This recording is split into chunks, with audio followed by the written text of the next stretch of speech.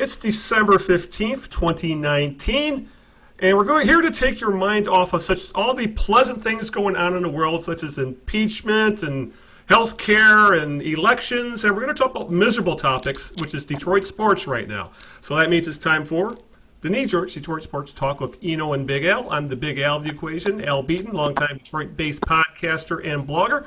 Joining me, as always, is the man who knows a lot of things about a lot of things, and he knows a lot of people, too, and that would be Greg Eno. Greg, how's things? Thank you, Big Al, for that introduction. I'm doing just fine. As John, I gave away the guess. As Al mentioned, I can be read on my WordPress blog, Out of Bounds, and my Red Wings and hockey stuff can be read on The Winged Wheeler, which is also hosted by WordPress. Follow me on Twitter at Greg Eno. Follow the Knee Jerks on Twitter at the Knee Jerks, and of course we are on Facebook. Excited to have with us tonight. We don't have a lot of guests. We haven't had a lot of guests in the last year or so. So we're always excited to have guests on, and tonight we're especially excited to have comedian John Wing, who's got some local ties. He grew up in Sarnia, Ontario, which is just right across the bridge from Port Huron. And he's got some Detroit sports ties. He and I go back and forth on Twitter about Detroit sports. Yeah, and you had mentioned that he's somehow involved in Chuck Hughes' death, if I recall correctly. Yeah, well, I would say he's involved in the death. It's going on too far. But we won't. We'll talk to us. That would indeed be quite a. Yes. I couldn't help myself. I'm sorry. But John is here with us. We'll be talking comedy. We'll be talking sports. We'll be talking a lot of things. Check him out. We'll give all sorts of opportunities for John to promote himself on social media and on his website, and where you can watch his videos and read his stuff. He's a funny guy. So that'll be coming up in a little bit. Before we do any of that, though, and we got, as Al said, a whole menu full of lousy Detroit sports to talk about after John's here. Let's do a game that we like to call Whose Birthday Is It, Maestro? Everybody knows how we play this game by now. I'll give Al a clue or two or three of an individual whose birthday it is today in the world of sports. And if Al can correctly guess that person within the first two clues, he'll win Skittle Bowl. I loved Skittle Bowl growing up. I had that. Oh, that wasn't. Except I drove my parents nuts because the tray was all plastic and those wooden pins would fly around. Oh, my God, it made all kinds of noise. But that was a fun game. It wasn't it? Can't wait. Yeah, it's like my next favorite one to electric football. Let's see how we do here. All right. This person now made his name in the world of football. He was born on this day in 1940. Sadly, he's Chuck no longer Hughes. with us. He passed away in late July. All right. What was the birthday again for, I'm sorry? What's that? What was his birthday again? The day? 1940. 1940. Okay. But he passed away in July of this year, so he's no longer with us. He made his name in football. He was a linebacker, I will tell you that. He played some years in the AFL, but also starred in the NFL, becoming a two-time Super Bowl winner, and he's a Hall of Famer. Oh, God. It's probably someone who played in the early Super Bowls. It means like the Vikings or Kansas City. No, it wouldn't be. That'd be one of those be like a Green Bay or something. You know what? I have no idea right now. I'd have to think about it. So I'm going to pass on question one and try not to look it up. I never do, but I'm tempted. No, I know you don't. And with this evidence by all the times you don't get it. I don't get it right. Period. Yeah, exactly. So with that, Greg, our guest has been waiting patiently, and he already wasted some jokes on us before we even started recording. So yeah, I know. So fire away. I should have told John we weren't on the air. John Wing is with us, and he's on the other end of our line. John, where are you? Are you in California right now, or are you in Canada? Where are you right now? I'm in Toronto. I flew in this morning from Ottawa, where I did a club date over the weekend. Okay. And how did that go? It was terrible. It was just so bad. I made quick comedy. It was okay. I got a standing ovation.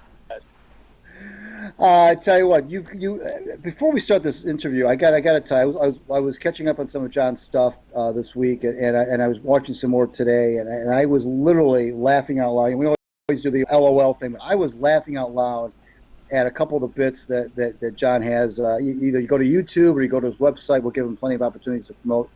But funny stuff. I really enjoyed it, and I'm tickled to have him on because, like I said, John and I met, kind of through Twitter, and he's a follower of mine. I follow him, we go back and forth about sports and so forth. And so we decided. He messaged me one day and said, "Can I be on the show?" I said, "Of course."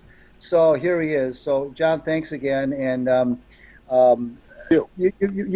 we made reference to the Chuck Hughes thing. So tell us, for those who don't know, and we'll get this out of the way. We'll get into the funny stuff in a second. But Chuck Hughes, of course, is the only NFL player to die on the field. He had a fatal heart attack. He was in Tiger Stadium, October of 1971, and you were in attendance as a child. I was 12 years old. My dad gave me my pick of the games that year. He usually went to all the Lion home games, and I was an enormous fan of Gale Sayers, and I wanted to see him play live. I believe it was his last year or his next to last year, and he was hurt. He didn't play in the game. And we went to the game, and my father would buy individual seats for himself and me in different places. And then he would hang around in the tunnels of Tiger Stadium talking with ushers. And he would keep an eye on me. He happened to be nearby and came over and sat with me for a little while because the seat next to me was open. We always sat in the upper deck. And it was one of those weird things. The play ended. Everyone went back to their huddles, and there was a guy lying on the field. And Dick Butkus, the most feared man, Mr. Fumble Recovery, all-time record. He called the over. He saw Chuck's eyes roll up in his head. I read about that later. But anyway, it just looked like boom. They went back to the huddle, and there was a guy still lying on the field. And they came out to see what was wrong. And my dad sitting next to me, and they start punching him in the chest. Oh. And my father said, "Oh my God, he's dead." And I said, "What do you mean?" And he said, "Well, they're trying to start his heart." And then they rushed him off in a stretcher, got a stretcher up there, rushed him off. And we found out later at Hoot Robinson's bar, my father might have been the only person who brought children into that bar, but I don't know about that. Maybe not. Who knows? We closed the back door of Hoot Robinson's bar. Yeah. And they would have a beer, and we would sit and wait, and then we would drive home. But we found out afterward that he had died. Oh. And I remember my dad saying he was sorry he brought us to the game. My brother was there too. He was 9, I think. Yeah. He remembers too. It was amazing. That's crazy. Amazing. Yeah, no doubt. Well, I'll tell you what. Let's talk about this. Let's continue on with the Detroit Sports Connection, because growing up in how long were you? Now I know you were born in Sarnia, but how long did you live in Sarnia? 19 years. Oh, okay. Lived there till I was 19, and I went to college in Windsor for 2 years, and then I moved to Toronto, and I lived there till 88, and then I moved to LA in 88. So growing up that close to Detroit, although Port Huron and Detroit are not exactly right around the corner, but they're not that far away from each other either. Was it natural for you to just become a Detroit sports fan, or did you also follow the Toronto teams and the Canadian teams? No. At that time, we didn't. My grandfather, my great grandfather, grew up in Rodney, Ontario, and ended up in Windsor, and he was a Detroit Tiger fan from the beginning. My grandfather saw Ty Cobb play. My dad's first game was 1938.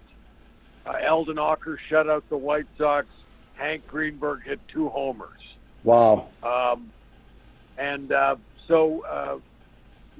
It was just a family thing. And my daughter ended up going to Windsor University too, and she became a big Tigers fan. And now she knows, the pure frustration it is to be a Tigers fan. But it's of all the sports, the only team I've stayed with is the baseball team, because I moved to Toronto and fell in love with their hockey team, because in the early 80s they were so bad, I couldn't help but adore them. And I still follow the Leafs in hockey now, and I do follow the Lions, but the older I get, the harder it is to enjoy football. You know, when you realize what they're doing to themselves, it's so difficult to watch and enjoy. Oh, you mean in terms of the physicality of it, mean the injuries and the head injury? Okay. Yeah, absolutely. I'm 60 now, and it's just difficult. Plus, right. You know, every time we have a good quarterback, we don't seem to be able to protect him. Right. Let me ask you, I love you talk about, I'll ask you about Canadian football. Did you ever get into Canadian football? I always found Canadian football very fascinating because of the subtle rule changes, the 3 downs and so forth, the different ways you can score. Did you ever gravitate toward Canadian ball at all? In a very small way, I liked one team for a couple of years in the late 60s, and I never got into it again.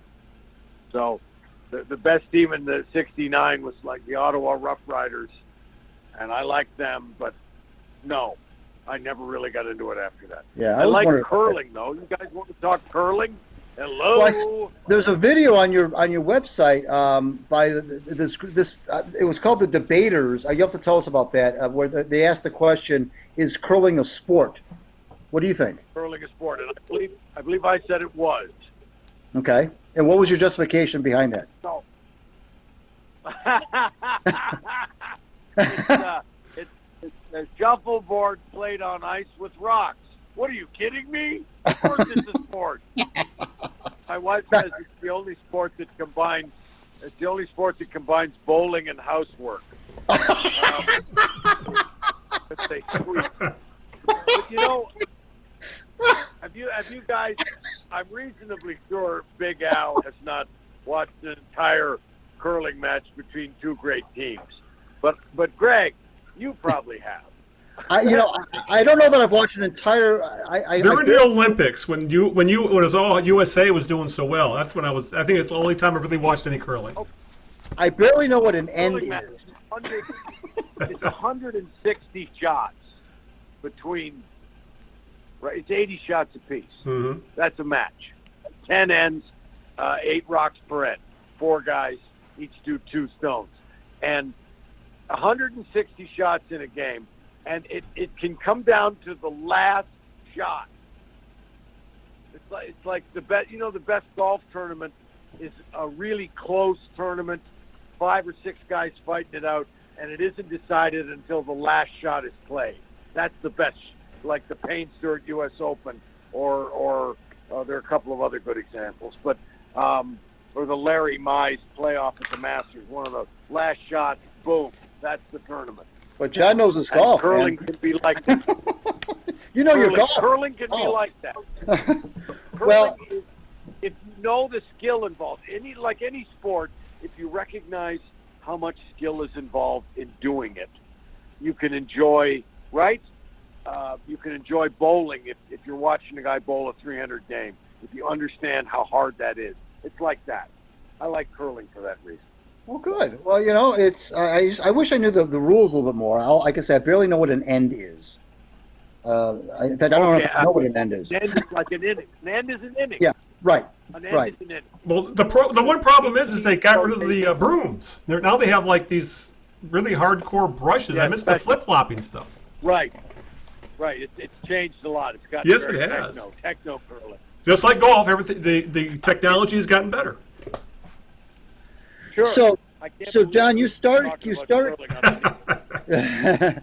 started comedy in 1980 in Toronto at a club called Yuck Yucks. What was the impetus? Was this something? Because I've talked with a few comedians in my time, and the common denominator seems to be that when they make their mind up to perform in a club, they've decided that this is not some passing thing. This is not going to be a one-off where I just want to do it to get it out of my system, or I just want to do it on a dare, or I want to see if I just want to do it just to say that I did it. The comedians that I've talked to, no matter how young they were when they played their first club, have said that they played their club with the idea that this was going to be the way that they were going to try to make a living. Now, was that your mindset in 1980, or was this something you decided at age 21 or 20, whatever you were, that I'm going to give this a flyer and see if I'm any good at it?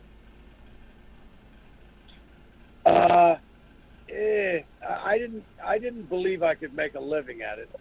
I wanted to do it, but it was hard to grow up in Sarnia and think, oh yeah, you can make a living as a comedian. Right. But I always gravitated toward different types of performing, and none of them had ever completely satisfied me. And so I was hell-bent to try it. Once the opportunity presented itself, and once I got to Toronto, I heard about this club that had been open about 3 years at that point, and I wanted to try it, so I tried it, and I murdered. I went up there and killed the first time, and I went back a week later and did the same set and totally bombed. Didn't get a single laugh. And then I was hooked. The second one hooked me completely. Really? The unsuccessful one? Say what? I said, you said the second set hooked you. I said the unsuccessful set hooked you. Yes, absolutely. How do I get back to the first one? Got it. Okay, I see now. The same reason you go back to Vegas after you won the first time, you lost the second time, the third time, and the fourth time, and the fifth time, and you keep going back because you want to get back into it, into that first win. And my original thought was do it 10 years, and if at the end of 10 years you're still scraping, then you have to rethink it. But 10 years later, 10 years and 2 months later, I did the Tonight Show. So, nice. So my 10-year thing was actually pretty good. Since then, it's been pretty much downhill. But up to that point, Dino. Okay, so you did the Tonight Show when Johnny was still hosting the show, then? I did, and I did it once. I did it the first time with Jay as guest host, and then once with Johnny hosting. Wow, that must have been quite an experience. Did you get a chance to meet him at all backstage before the show?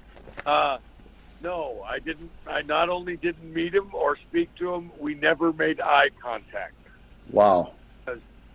They tell you you're supposed to, when you're done, you're supposed to turn and walk back through the curtain. Right. And when I turned to walk back through the curtain, I glanced over at the desk.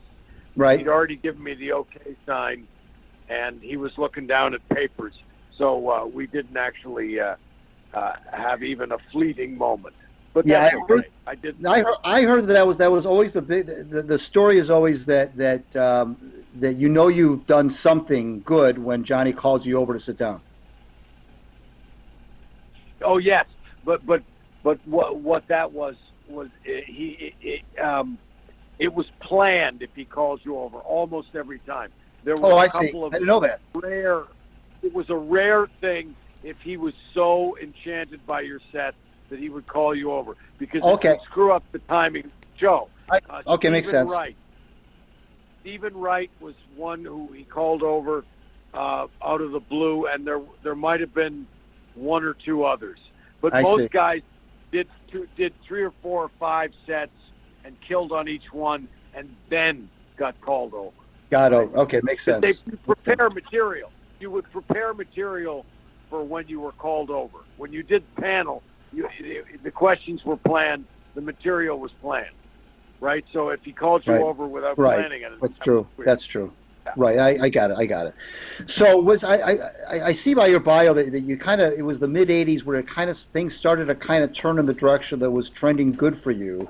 Was there ever when you're working comedy, do you ever have that big moment that's kind of like the turning point, or is it just a gradual gaining of attention, a gradual thing as opposed to you hit a home run and everybody knows who you are? I'm guessing it's more like it was just a gradual coming of age kind of a thing. Is that what happens? It has the most to do with number of times on stage. Okay. At a certain number of times, you begin to know what you're doing, and it for some people, for me it was a lot. For me it was in I don't know, between 250 and 300 times probably. before I got to know what I was doing. But I started doing more sets. I started emceeing at the club, and in those days, our club was open 7 nights a week. So my first 2 years, I just watched comedy. I didn't perform much. I did amateur night maybe 3 times a month. I did some open mics, but I was at the club every night watching the headliners, watching the guys, the pros, and I missed 10 nights the first 2 years. And then, so I learned a lot there. And then as I built my number of times, I began to figure it out. It's just time on stage. It really is. Got it. We're talking with comedian John Wing here. We're on the Hijinks, listening to the Hijinks. I'm Greg, and of course, from Out of Bounds WordPress blog and my Wing Wheeler WordPress blog. And Big Al is here with us as well. So let's bring Big Al in. What you got for John Wing? Well, John, you got your start. You hit your stride during what I guess you could call the boom era of stand-up comedy, where I remember it seemed like there was a point you could turn your television on, and there would be a guy standing in front of a brick wall telling jokes on almost every channel. And that's obviously changed now, because like I said, there's YouTube and streaming services, but it's not so much visible on like a broadcast television anymore. So how has and for that matter, I doubt there's as many comedy clubs either as there once was 15, 20 years ago. So how has the business changed for you, for a lifer in the business? Well, I'm at the age now where if I can last another 10 years, I might start to get some big-time comedy festivals as the novelty old guy. Why don't we bring back Al Kaline and see if he can handle, a fastball?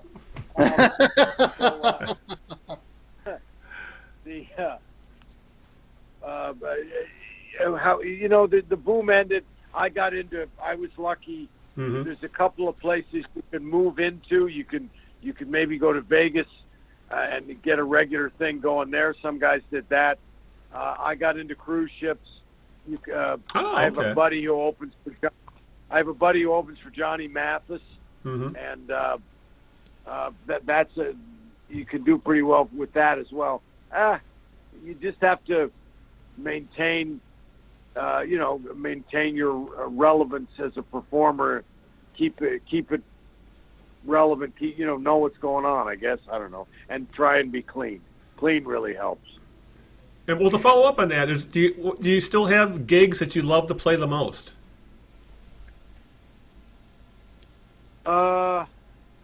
Yeah, but they've changed because I did one comedy festival for 18 years in a row. Wow. I was the only guy who did them all, the first 18 years. But when you're in the middle of a series of gigs like that, you know it's going to end, right? And if I've done this 12, 13, 14 years in a row, when it ends, I can't be pissed off because I did it so much. Right? So that's ended now mostly. And I'm doing a really fun gig the last couple of years called the Canadian Snowbirds Association gig. And we do 3 days in Florida, 2 days in Texas, and 2 days in Arizona. I'm doing it next month. And that's always fun. But and the debaters, you asked about the debaters. That's a Canadian radio show where 2 comedians debate a topic. Oh, that sounds fun. And I've done a bunch of those. It's great. It's a lot of fun. And I've done about 40 of those. So, and that keeps your show business pension solid every year. So are those all unscripted, John? The debaters, is that all unscripted? Unscripted? Nothing. No, it's not. It's scripted. Okay. Even the parts that don't seem to be scripted, they're scripted. Okay. All right. Well, it still sounds like a lot of fun. I mean, it still sounds like a lot of fun. It is. It's great fun. Fun to write, and of course when you go, they'll tape 8 of them in a day. 4 full episodes, right? So you'll tape 8 debates, and so there'll be 16 people, and you're usually friends, and friends you never get to see because you're up the road, and you all hang out and you have dinner. It's great. It's a really fun time. You know, I would classify your comedy as observational, at least so all the videos that I've seen, and it's very funny stuff. And I'm curious when it comes to observational type humor, do you go looking for material, or does it just come naturally to you? I mean, do you mine for it? Do you literally just kind of go through life and just jot things down as you see them? Where do you get your inspiration? You mine your life. One of my daughter likes to say that. You mine your life. If something happens to you, and you spark something, and you mention it on stage, and then you do a couple more shows, and it lengthens itself out a little, and the next thing you know, you have a 5-minute piece on your daughter wanting to get a tattoo, or getting a colonoscopy, or Yes. I'm trying to write a bit now about not wanting to go to the Apple store.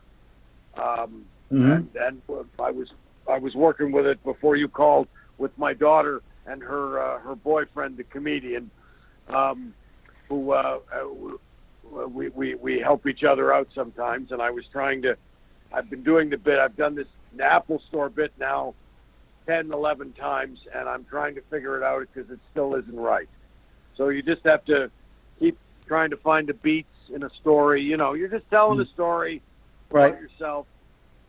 And it usually starts in a true place and goes to a not so true place. That's usually how it goes.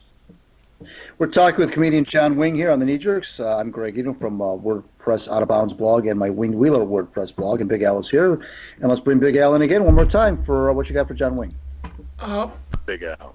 Yeah. Oh, you should have seen. I was really big about 20 years ago too, just like you were. So, but I'm sorry. I want to do my George Kell impersonation.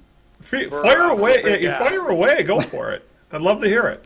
All right, so you, Big Al, you have to say he's been doing an outstanding job. So say that. Okay. He's been doing an outstanding job, George. Allie has. That's right. That's about it. That's about it. That's exactly it. Oh. George. Here's George. George, someone would hit a line shot, and George would go, "Look out." Yeah, look out. Looks like an easy play. He hit the ball hard, but straight at the center fielder.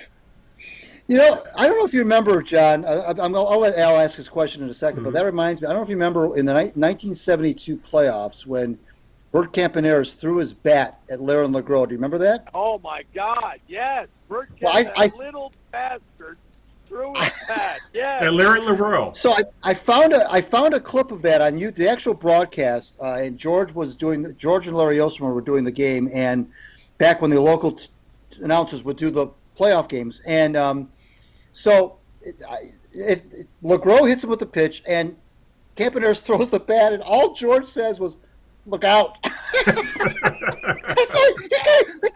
guy threw a bat at the pitcher, and all George says is, "Look out!" I was like, "What the hell are you doing, man?"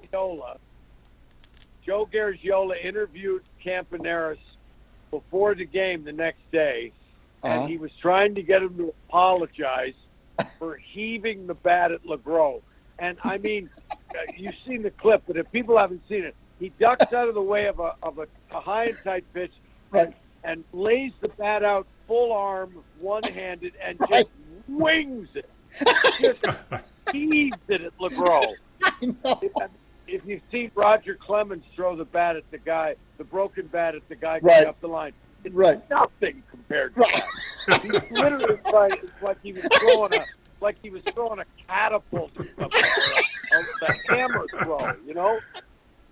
And Campaneris didn't speak a lot of English, so Garagiola is trying to get him to apologize for throwing the bat, and all Campaneris will say is, "World Series, excited, very excited."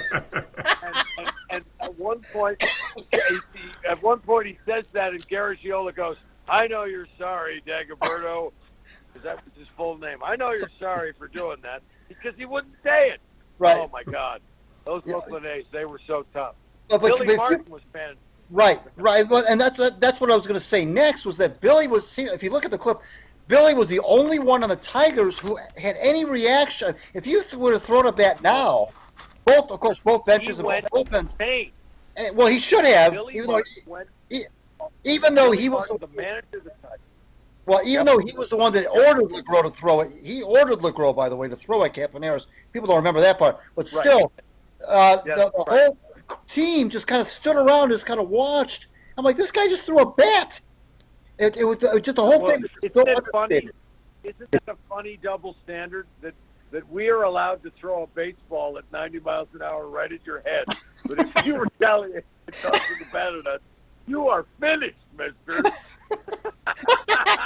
and the other funny thing, is LaGrow had the whole thing seemed like it was scripted. We were talking about scripted earlier. It's like Campaneris, the way he threw that bat was like almost like he had it planned in his head. This is what I'm going to do, because I can't imagine the fact that he did that as a reaction, as a natural reaction, is amazing.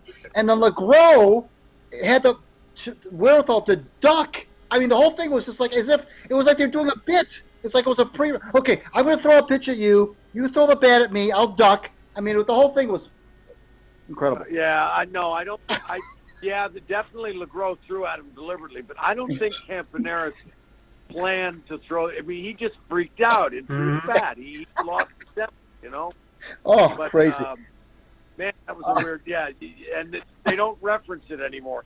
It's like a forgotten piece of baseball lore. Yeah, exactly. Right. Mm-hmm. But not if you go to YouTube. It's there. Al, I'm sorry, I interrupted you. No. I'm glad we went off on this tangent. God, this is amazing. I mean, I can't remember the last time I thought about Bert. So right. Well, going back to your years as a Tigers fan, who's your favorite player, or do you have a favorite era of Tigers baseball? Well, they drafted a championship team in the late '70s. Yep. And I'd have to say my favorite era is '79 to '85 or 79 to '87. Yeah. That's probably my favorite era. And although I loved a lot of those players, I mean, Kirk is my favorite player. Okay. I moved to L.A. the same year he did. Oh, okay. All right. And I sat that night at that first game of the World Series that year. I sat with a bunch of people who were all Oakland A's fans in an apartment in the building I was living in. We were all getting high, and they party. I'm allowed to say that, right? Of course. Yeah, it's legal here in Michigan, so feel free. They all they were all getting high. They were all Oakland A's fans, and Kirk is up at the plate, and they're going. I don't know why they sent him up here. This is crazy. You can't do anything. And I'm just very quietly saying, I know this guy, and he does stuff. He does weird stuff. Anyone who can hit a ball so hard that Ernie Harwell freaks out in the booth. Yeah. Right. And the hole at bat, I kept thinking, I was thinking, throw one on the inside corner. Just one.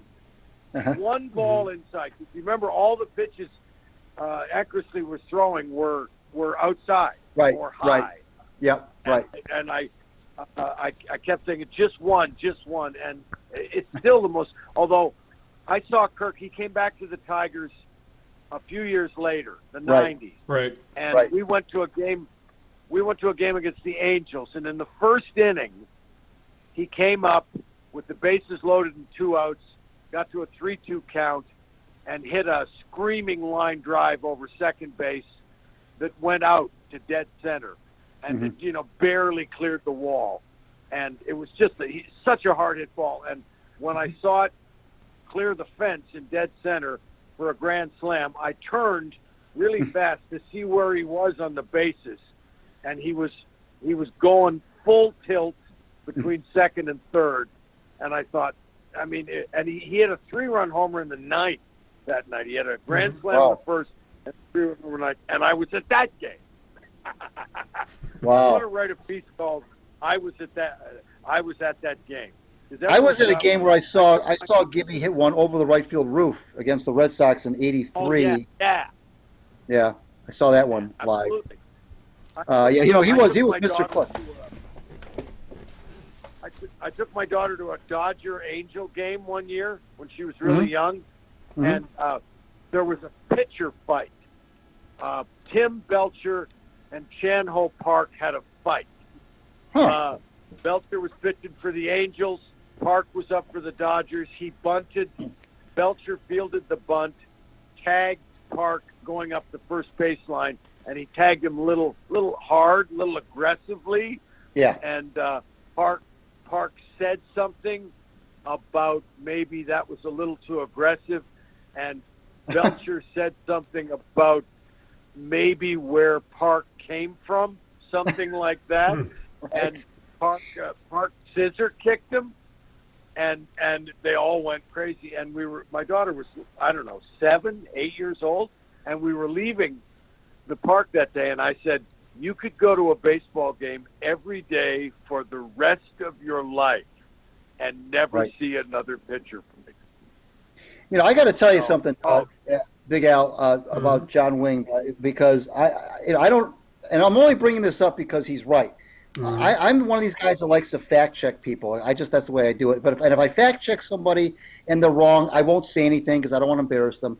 But there are two things that John has said that I fact checked, and both were right. Now, one of them was the Eldon Walker shutout in 1938. I went to Retro Sheet and I found the box score. John, I messaged it to you via Twitter.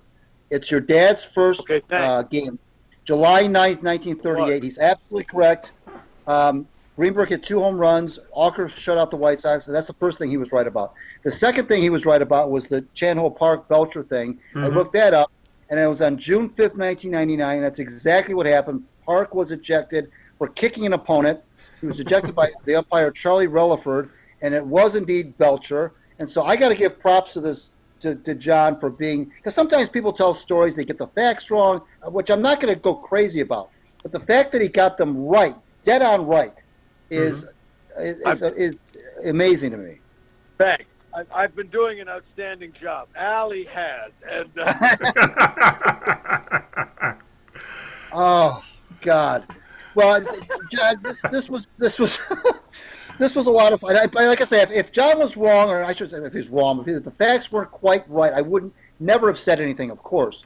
But the fact that he got them both dead on right, I had to mention it because to me that was very impressive. I'm a big trivia geek. I'm a big sports nerd, and he knows that. So when I am very impressed. John, thank you so much. We gotta let you go. Thanks for doing this. And before we let you go, let everybody know where they can find you online and so forth, and any dates you want to publicize. Yeah, my Facebook fan page is John Wing.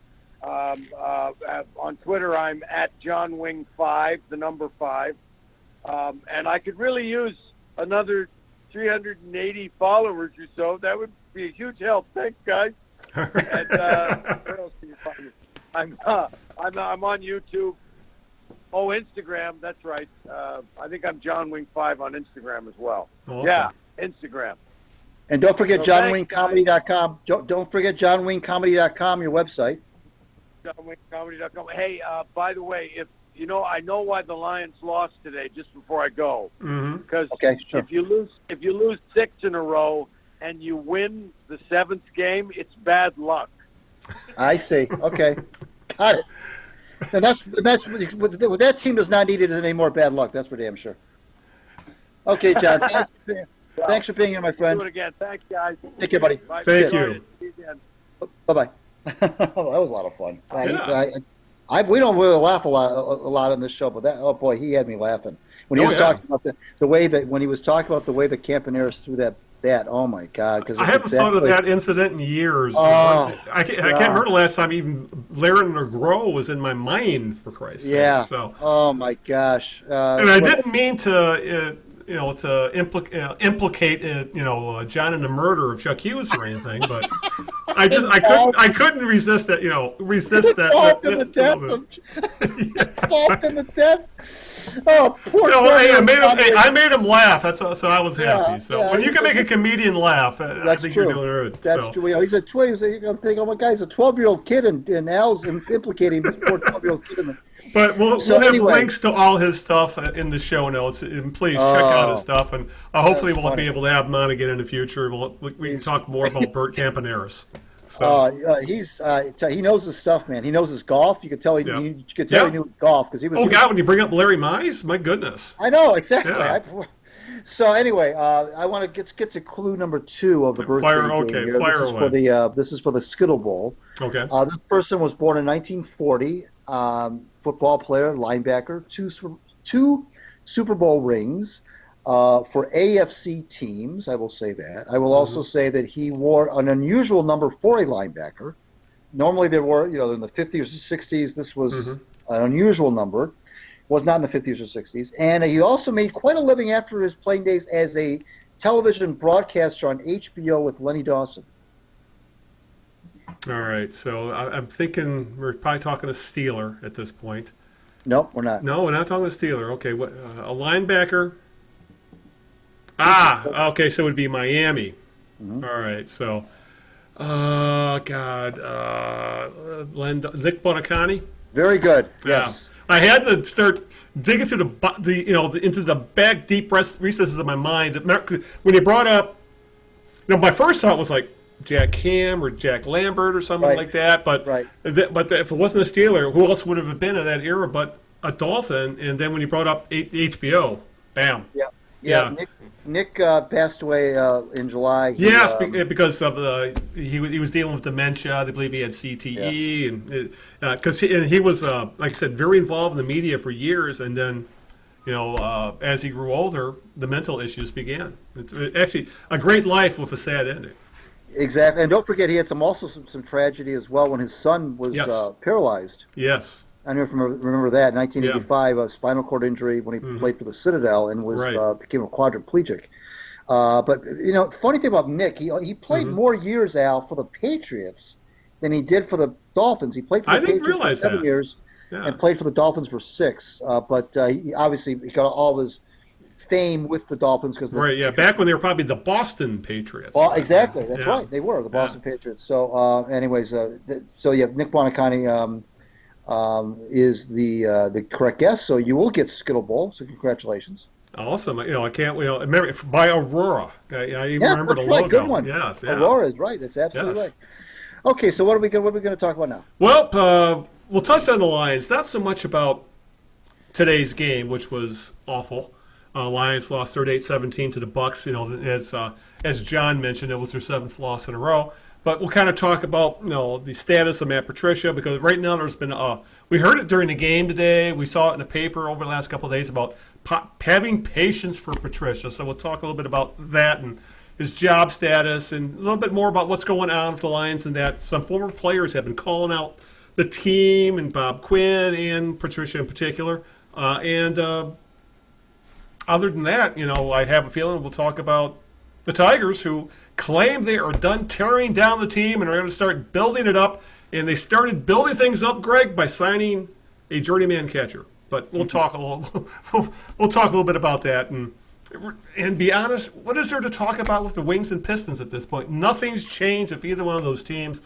And actually, during the Wings, I know they're playing right now. I have no idea if they're winning or losing, but whatever. But for time's sake, we're going to concentrate on the Lions and Tigers. And let's start with the patience for Patricia stuff, Greg.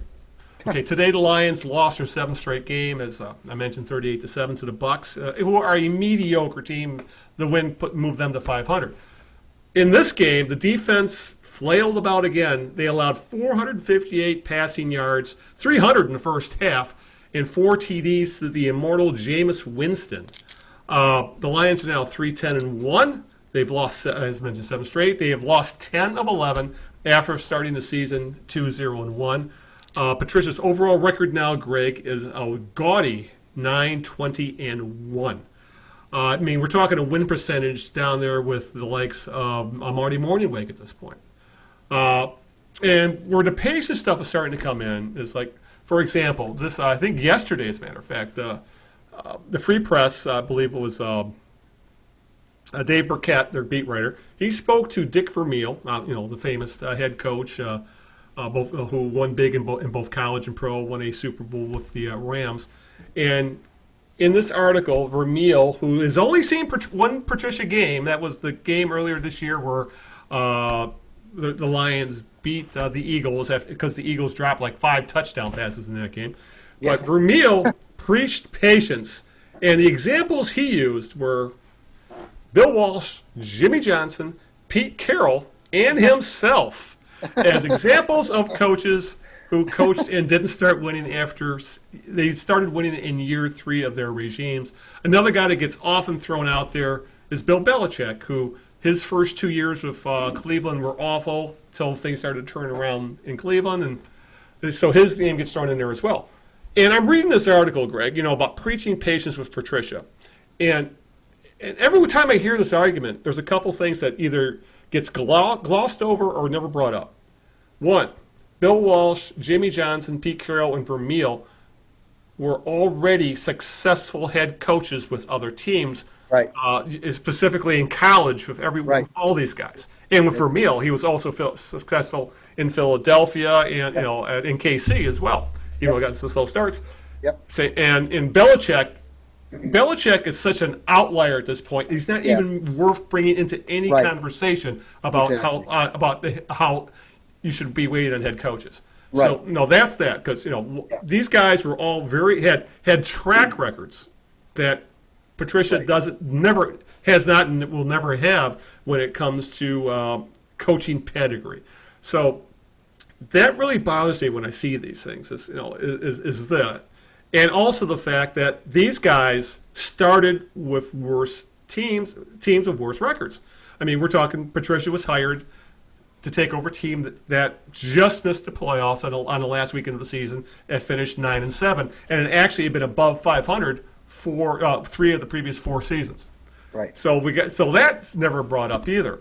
Right. And then we heard it today during the Fox broadcast, Greg, with Dick Stockton, who, my God, that guy used to have a fastball. He's not nearly the broadcaster he used to be. And him and Mark Schlereth, who I think is overrated as it is, they brought up the patience and the changing of the culture and bringing in your own guys. Again, without mentioning, this was a borderline playoff team when they brought him in. So this patience with Patricia, that's what really bothers me. And now you got Patricia over the past few weeks, where he said, in a press conference, he said the team was actually better than their record, which flies in the face of Bill Parcells' famous "You are what your record says you are," and now Patricia's starting to use that, which I would consider a loaded word at this point, calling what he's doing with the team a process, quote unquote, which we all know what process means. Essentially means rebuilding, which we weren't sold on in the first place. So this whole patience for Matt Patricia, I just don't get it, because I'm not seeing anything that would give me any encouragement that things are going to get better. And the fact asking Lions fans for any kind of patience is insulting, because they've been patient for 60 years. Well, first of all, I'm glad you mentioned the Belichick being an outlier thing, because that's something, you're right, that does not. You're correct. I mean, it is so unusual. He's a unicorn. He's a unicorn. Exactly, and you just can't. And because of that, you're right. It doesn't make sense to. I know it's tempting to want to say that, because Belichick did have that misfiring start in Cleveland and so forth. I get it. I understand that, but really, I mean, it's whenever you're talking about the greatest in anything. Right away, that you almost have to kind of put that person out of the conversation, because nobody's going to achieve that anyway. So I'm with you 100% on that. Now, I mean, I'll go along with the Bill Walsh thing, only because Bill was a longtime assistant as well, and was never a head coach until he became head coach of the 49ers. And, he was a head coach at Stanford before. Well, that's true. That's true. Only for a couple years, but. But it was Stanford. Stanford, as we know, is not an easy place to win at. But I think with Walsh, though, he also had the reputation as an offensive innovator. Because he's essentially right. He was an innovator, and he worked under Paul Brown and the Paul Brown connection, exactly. And there's a huge Paul Brown tree, and the Bill Belichick tree is essentially just a bunch of weeds around the trunk. But anyways, so that's the first thing I would say, get out of the way, is the Belichick thing. But the other thing about Vermeil, Yeah. And I love Vermeil, but coaches, Al, they're a fraternity. You're Yeah. never. That's a really good point. That's a good You're point. never going to get a coach. They don't turn on each other. Right. You're never going to get a coach. So here's the thing: what you've read lately about Patricia has been support from fellow coaches, and then some anti-Patricia stuff from ex-Lions. Now, granted, who might have an axe to grind, I don't know, but who have come out and said some not nice things about Patricia, which we will talk about. We will, but those are players. And then you've got guys like Vermeil, who you're never going to get a coach to go on record as saying another coach should be fired. It's never going to happen. It's not going to happen. And as far as these broadcasters go, Al, and I'm a little disappointed in even Chris Speilman said. Yeah. I forgot about Speilman. Last week went big on that. He of all people should know. I mean, some of these other out-of-towners, I call them, Schlereth and Stockton and so forth. I don't even pay attention to those people because they have no idea what they're talking about when it comes to Detroit Lions football. They don't follow it. They see it from a distance. They have no idea what this franchise has been all about. They don't know anything about Russ Thomas and Matt Millen, and they don't know anything about that stuff. So I don't want anybody talk about the Lions who doesn't know what they're talking about. That's number one. Number two, Speilman, though, should know better. I mean, he was with this organization he played for this organization for, I think, 7 or 8 years. They didn't do anything. He's on the freaking Ring of Honor, for Christ's sake. And he knows all about the culture and about, his teams did go to the playoffs. I understand that. But he left Detroit after the 95 season because, quote, we're spinning our wheels here. That was after that playoff loss in Philadelphia. And he said, I want out of here. So he left. So he, of all people, should – now, I don't know where this is coming from. He has no loyalty to the Lions beyond – I know that he does the preseason games, and he does a thing with Mike O'Hara. Yeah, just to go on a tangent about that, people said, well, of course you're going to back the Lions because you work for them.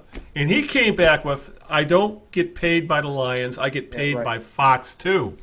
Right. But he wouldn't be, but that goes with any broadcaster of local teams. You don't have that job unless the team itself says it's okay. They may not be paying you, but they are essentially saying we're allowing them to pay you because we don't mind having you on the broadcast. So I found that reply to be very disingenuous of someone who should know better. Exactly. So that I was disappointed that somebody like Speilman would who should know better. Yeah, he jumped in with both feet with that conversation. Whatever. We all know that. So you throw everybody else out of it. You throw everyone else out. The media. What's frustrating me, Al, is the media. The media. Sean Windsor came out with a piece today. Oh God. Firing him may not be the right answer. He's making once again with the whole thing about. Oh, they're playing hard. They're in these games, and they're missing Stafford. And just to bring up that about playing hard, Jarius Slay had the best reply to that. He says, you can't not go all out. You can't quit because your resume is your game tape. And that shit, but that stuff shows up if you're quitting on your team.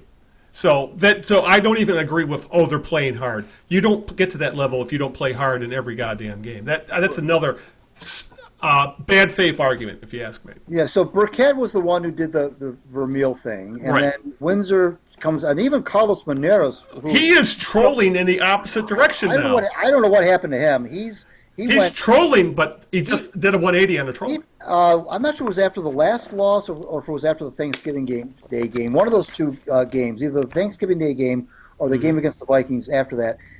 Maneras basically, it may as well just come. The piece that he wrote, which he does these questions and answers thing. Yeah, the three things I've seen, whatever. May as well have just come from the Lions PR department. Yeah. I mean, it may as well have just been signed by Bill Keenest. I could not believe what Maneras was. And this is a guy who was trying to position himself especially after Drew Sharp died, as this contrarian, this anti-Lions guy, which, I thought he was trying too hard to do that. Now he's swung in the other direction, and he sounds I think with him, Greg, I think he just swings into the opposite direction of whatever he sees the fan base doing. And right now, the fan base is swinging to anti-Patricia, so he's just going in the opposite direction and making people hate read him for praising him. At least that's my thought on it. But you're right. But the arguments he's making are essentially the same tripe. Like they're playing hard and they're not getting blown out, and we're seeing some of the young guys might be able to have a future with this team. But you're 3-10-1. Right. It's we got to talk about how about when Patricia tried to eat this clumsy argument last week after last week's loss about how they weren't really 3-9-1, that they were better than the record indicated. Yes, yeah. And we got to get to the point where our record is more in line with what we really are. And this guy is he's just it's not what Al, it's I'm not even mad at the guy. I'm not even mad at him because it's nothing's wrong with being a coordinator who turns out to not be a good head coach, because there's a lot of good coordinators who've tried being head coach, have failed, and have gone back to being good coordinators. We've seen it in Detroit. Yeah, there's no shame in that. So I'm not even mad at the guy. He gave it a try, and that's fine. It didn't work out. He'll go back. He'll be a coordinator somewhere else in the NFL. Don't know where, but they'll give him a job somewhere, and so he'll be okay. This whole notion of we got to give him another a year because 2 years can't change up every 2 or 3 years. Well, the NFL is a results-oriented business. Teams change coaches all the time in rapid-fire succession until they get it right. And of course, because here's the other unicorn thing, Al. Because this was brought up in the telecast today as well. Well, the Steelers have had 3 coaches since 1969. They've had 3 general managers in 50 years, and they've won 1 million Super Bowls.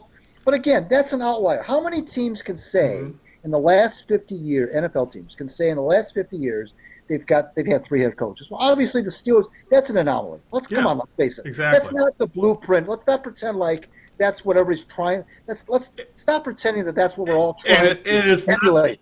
It's not like Bill Cowher and Mike Tomlin needed 3 or 4 years to hit the ground. Tomlin won a Super Bowl in the second year, for Christ's sake. So, if Tomlin had the same record that Patricia does now, we wouldn't be talking about 3 head coaches in 50 years in Pittsburgh. I think that's another silly argument. It is silly. If you look, Al, if you look at the other than the Patriots, the teams that have won Super Bowls are not teams that have had coaches that have been there for 10, 12 years. Yeah. The NFL is based on did you win or did you lose? That's it. Yeah. That's it. And so, and a lot of teams have gone through coaches like a teenager through his allowance, and they end up until they finally find one. Yeah. Now, right now, but it's also a very mercurial league. Sean McVay, you got the flavor of the month. Yeah. Last year was Sean McVay. Well, look what happened to the Rams today in Dallas. They lost like 44 to 15 or something. Right. They're 8-6. They may not make the playoffs. A year after going to the Super Bowl, where they probably should have beaten they laid an egg, by the way, in that game. So I mean, that's just the way the league is. So don't come at me with Belichick, and don't come at me with Tomlin, and don't come at me with you got to have guys in place for 5 or 6 years. That's a bunch of malarkey. And so you're not going to get a guy like Dick Vermeil, who God love him, he's not going to say anything. You're not going to get Dick Vermeil say, they should fire him. Let alone he's got to be like 80 years old at this point, if not. Tony Dungy these guys are they're never going to turn on. First of all, a lot of these guys are friends of theirs. Number one. And it's a fraternity, and you're not going to get an honest appraisal of coaches from other coaches. Yeah. So it's funny this year, Al. I've written a column calling for the removal of Gardenhire. I've called for the removal of Blashill. I've indirectly called for the removal of Patricia. The only one I haven't called for removal of has been Casey. And I don't like to do that, but that's just the way. It just. You have to go by the results, and I just don't. I'm not seeing where they're building something with which they can build upon next year and take this. I don't see it going from three wins, which is probably what it's going to be, 3 wins this year. Yeah. So I don't see it going from 3 to 9 wins next year with this group. I just don't see it. And then we're back to where we were 4 years ago. It's crazy. But, and for that matter, we still haven't even talked about Bob Quinn. All this harping on Patricia in 2 years. this is year 4 for Bob Quinn, and it'll be his 5th draft coming up. And is this a guy we want, continuing to run this franchise when, how many, for example, how many Pro Bowlers has he actually drafted? How many, especially high up. The guy's done okay in the middle rounds with finding, Galladay and, and some players that, some good solid players or guys that are just below that level. Not elite, but very, very good.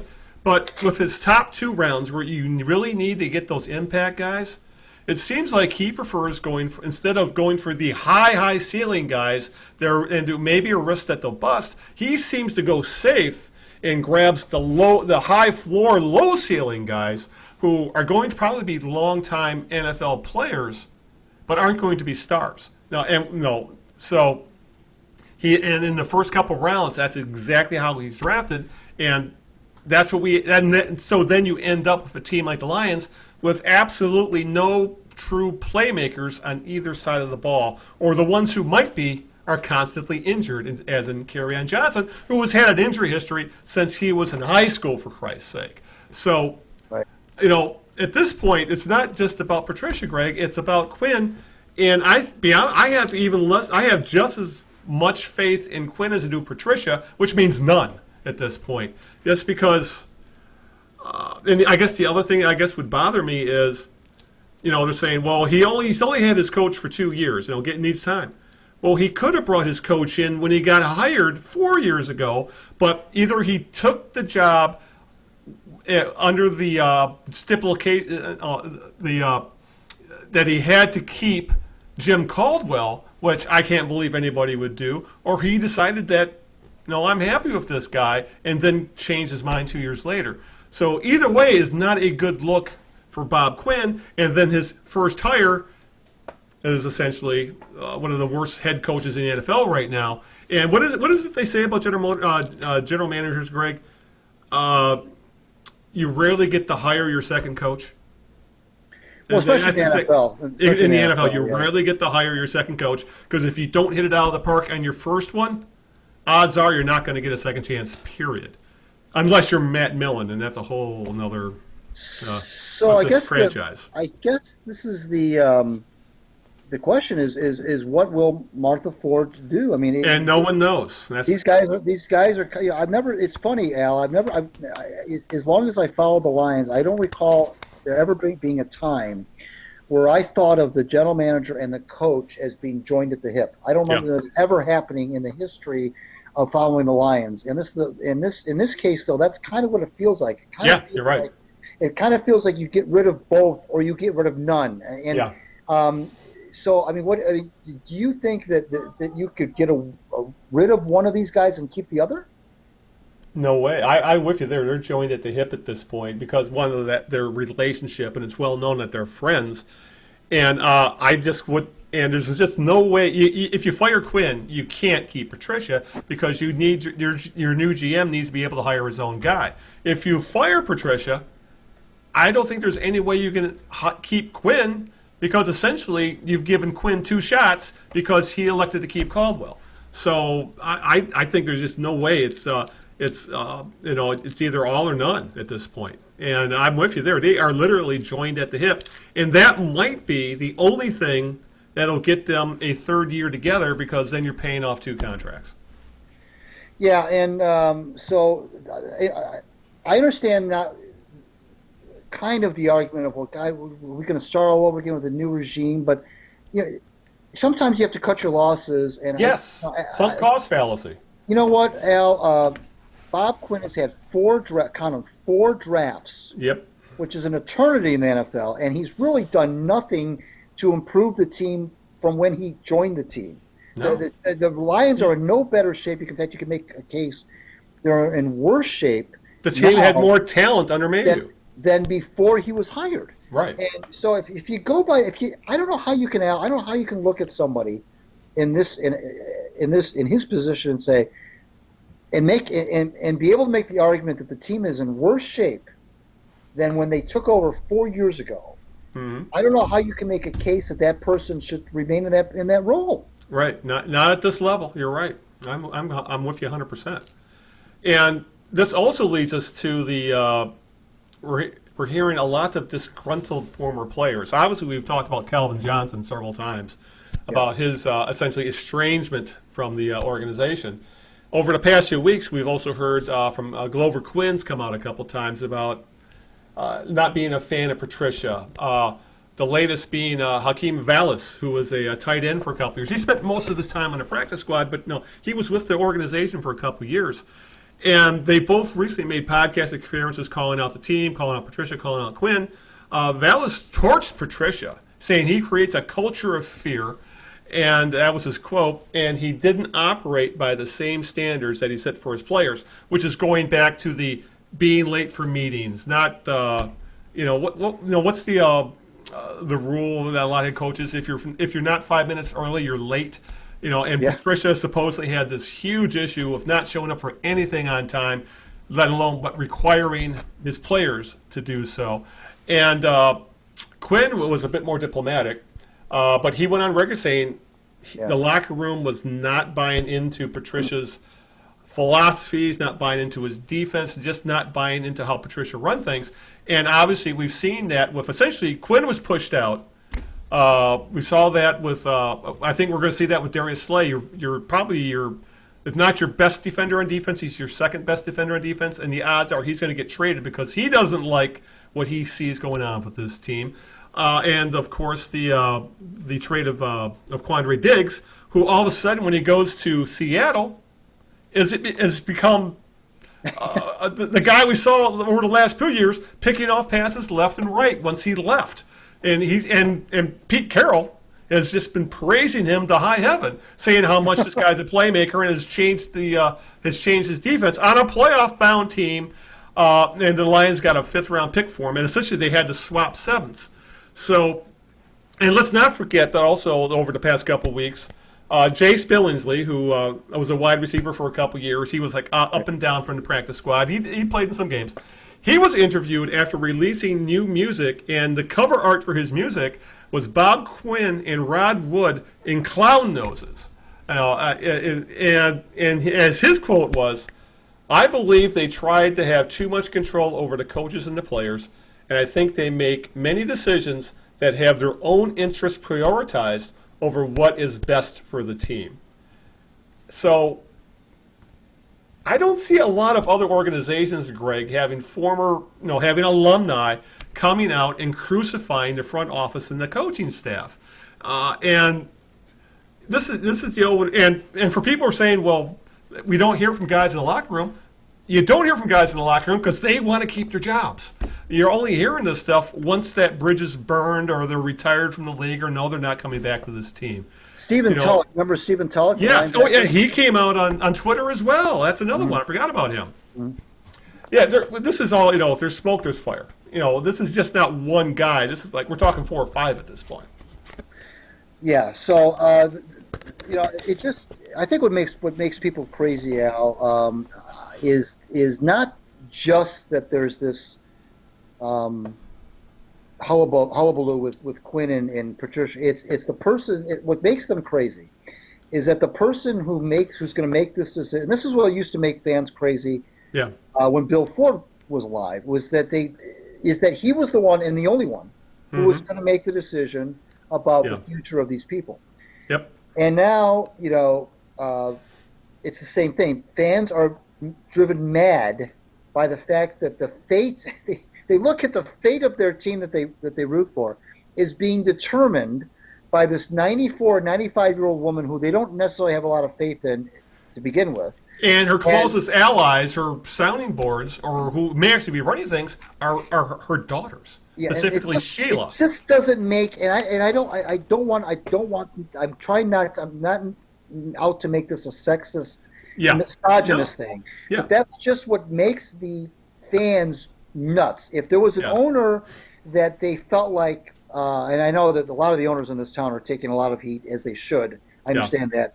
All the owners are taking their heat in their own way, but I just feel like the fans, it's just, to me, it's just exacerbating the situation. Yes. That they feel like that all it comes down to her. And I don't think that people look at Martha Ford as being the kind of person that they want this decision to come down to. But that's indeed what it's going to come down to. Yeah. I don't. If they finish out losing, which I think they will, and finish 3-12-1, I just don't understand how you can say, well, this regime, and that includes Rod Wood too, by the way. They all got to go. As far as I'm concerned, they all got to be swept out. I don't know how you can say, hey, let's roll with this for another year. You saw. Here's the other thing, Al. You saw the empty seats at Ford Field today. Oh my goodness, yes. The first real sign of apathy. Yep. And when you get to that point, because that's what got Darryl Rogers fired. Yep. Is when they started getting 35,000, 40,000 fans, and the team was boring, and everything else. That's what finally did him in. And there is a breaking point, believe it or not. Even with the Ford family, there is a breaking point, and that was embarrassing. And I can guarantee you, when they host the Packers 2 weeks from tonight, when Green Bay comes in, especially because that's potentially going to be a big game for the Packers. It could decide whether they win the division or not. Division and in playoff seeding, it's a big game. Right. And they're going to. I don't know how many fans they'll bring. I don't know how many Packers fans will be in there. It'll be a home game for the Pack. It really will. Yeah. So that's going to be embarrassing. So the Packers are going to run over the Lions in 2 weeks, and Ford Field's going to sound like little Lambeau East. Yeah. And it's going to really kind of like the Bears game. the Bears it sounds like a Bears home game at times. And so that's not going to make the Ford family happy either. But everybody has a breaking point. I know a lot of people think that there is no such thing as a breaking point with this family, but there is. And I feel like that if they do lose out and they get embarrassed by the Packers, and that place is filled with Packers fans, and that might be it. That might do it because.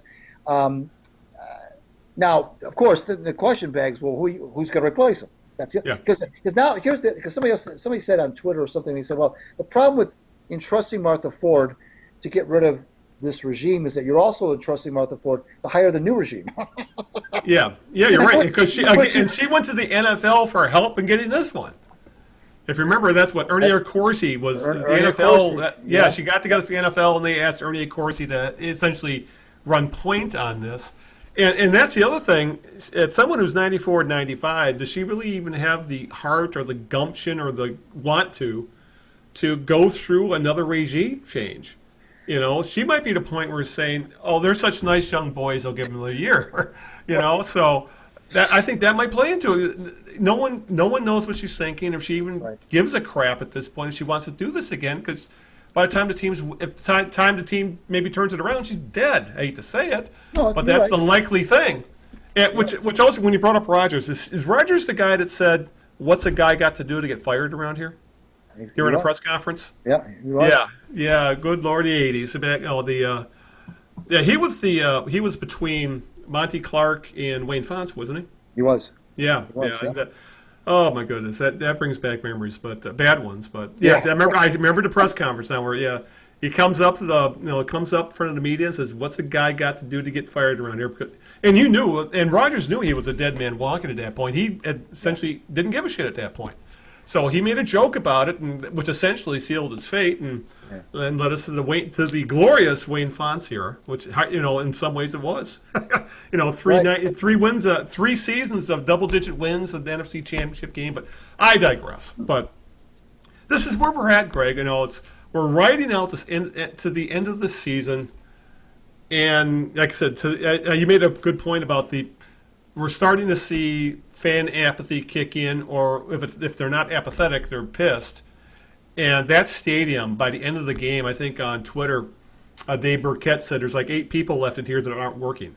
And he posted a picture, and that's exactly what it looked like. That place was empty. And you're right. If there's one thing that could goad whichever Ford is actually running things at this point, it's embarrassing things like that. Empty stadiums, as you mentioned, home games that turn into away games, or like today during the game, the Lions didn't get a first down to about halfway through the second quarter, and the fans just went nuts. Which was an obvious sarcastic Bronx cheer. Right. In regard, that's the kind of stuff we're seeing again, and that's a lot of we really haven't seen since the Millen days. I mean, this is a fan base. I think it's getting really, really toxic, And Yeah. if this team's going to lose out, I'm with you there. This team is going to lose out. They're not going to beat Denver. They're not going to beat the Packers. No. So this is going to get ugly. They're going to finish the season, Al, Yeah. 1-12. The last 13 games, they'll finish 1-12. And That's a fireable offense in any town for any coach, if you ask me, to finish the season like that. All right. We'll have more rants about the Lions on our next show because I'm sure we'll have be about the end of the season at that point. Thank God. But we need to talk a little bit about the Tigers before we wrap things up, Greg. And obviously the winter meetings for this week, I believe, out in San Diego. Yep. And the Tigers weren't up to much. No, supposedly they were kicking the tires on a few guys.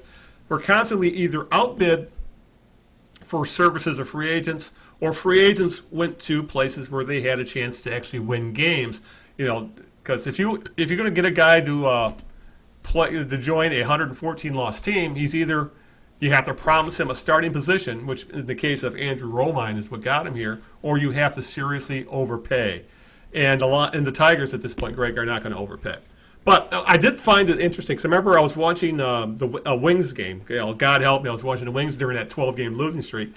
Yeah. And, during the pregame, during the winter meetings, and John Keating's at the winter meetings, and he was talking to Jim Leland, and this is the first time I heard this was through him, and then I've heard it from every other Tiger member of the Tigers brass since. And he said, "We're no longer tearing this team down. We are starting the process, quote, of building it back up." That's exactly what Jim Leland said. And every other Tiger front office member who has talked about this have all used the same terminology. We're not tearing things down now. We have nothing left to sell. We're going to build it back up. And they're going to start rebuilding the big league team. We've hit rock bottom. And yet, Greg, the only moves they made during the winter meetings was they took a double-A pitcher from the Yankees in the Rule 5 draft. And now that the rosters are 26, it makes it a little easier to keep a guy the entire year. And they signed, as I mentioned, backup/platoon catcher Austin Romine, brother of Andrew Romine, the ex-Tiger utility man. He got a 1-year, $4.5 million deal. And actually, he is an upgrade to the Tigers catchers because last year, I think Tigers catchers were like -3 WAR combined, something god-awful. And Romine, as essentially the backup to Gary Sanchez in New York, I believe played in 72 games, hit 280-something, 8 home runs. He's a legit big league catcher, sniffing on a good team as a backup. He was I think he put up like a 1 WAR, which is a huge improvement over what the Tigers had. But that's all they've done in the rebuilding process so far, is essentially sign Greg, a backup platoon veteran catcher who's going to mentor these guys, who's going to be gone next year. Anybody else that they've had a chance to get, they haven't bothered. And the one I think that stuck in my craw is the Orioles, who are also in huge, they're still in tearing down mode part of that team. They're going to be worse than the Tigers this year. And they cut loose 28-year-old second baseman Jonathan Villar, a legit big league second baseman. Oh, no question. Yeah, 28 years old. He's arbitration eligible, so you will have him. And you didn't have to make a trade for him because he was just out and out cut. He was waived. He had 24 home runs last year, 792 OPS, 4 WAR. He would automatically have been the best player on the Tigers roster. The Tigers had first crack at him. All they had to do was claim him and put him on the roster and pay him. And arbitration, he's probably going to get about $10 to $10.5 million for 1 year. And Al Avila said, we passed on him because we had, quote, other priorities. And those priorities were finding a catcher and some pitching. And he also added, quote, we don't have unlimited resources. He was an automatic, easy piece of cake upgrade. You put it, automatic. You got your leadoff hitter. You got a guy who's going to give you 20 home runs. You got a guy who's going to give you, above average to very good defense, a solid offensive player, and he's young in his prime. And they said, nope, we're not interested. So Miami sniped him right up. So That tells me right there, their actions speak far louder than the words when it comes to this. No, Avila says, I think I've read somewhere they said they're willing to spend maybe 10 to 20 million total this offseason, and they've already spent 4.5 of it on a catcher. So they had a guy, Greg, they had a guy land right in their lap, and they just shoved him off because they didn't want to pay $10 million. That doesn't come off a team that is in any other mode than still in tank mode, if you ask me. Right. No, you're absolutely right. It's one thing to say we're going to build it back up, but it's, you got to prove it with your actions. Number one. Exactly. I just, Al, I'm becoming increasingly mystified with where the Tigers, not where the Tigers themselves feel like they're getting these players. Right. They're going to be part of the nucleus of the next wave of, supposedly the next wave of contending teams. This could get really, really bad before. I mean, we could be talking about another. There was that period of time, and John Wing was talking about how that period from '79 to '87. And he's right. That was a great period to be a Tigers fan because you could see these kids come through the system. They became the core of the '84 team. Then I'm glad there was a good job by him to extend it to '87 because that was the year that they won the division when they came from behind. But then there was that period, as you know, between like 94, 95 to 2005, where they were completely in the wilderness. And that was 10 years. And now, the Tigers last, I think it was 2016 where they kind of went down to the wire in terms of getting a wild card spot. And so now we're on 2020. This thing could be, you're looking at possibly 2023, 2024 at the earliest before we see anything. But you know what it is, Al? It's you got to spend. Sooner or later, you got to say you got to start spending. And I just don't know where they think, where the Tigers think they're getting these players that are going to be these young stars that are going to lead the team. I don't know what they're seeing. I don't know what they are seeing and what they think. It doesn't make sense to me. Now, obviously, they're much closer to it than we are. I get that. And, they're the professionals, supposedly. I understand that as well. But the optics doesn't seem like there's that. It doesn't seem to be coming together. And like I said, I've said before a million times on this podcast, I'm trying to give them the benefit of the doubt. I'm not ready to jump off the bridge yet.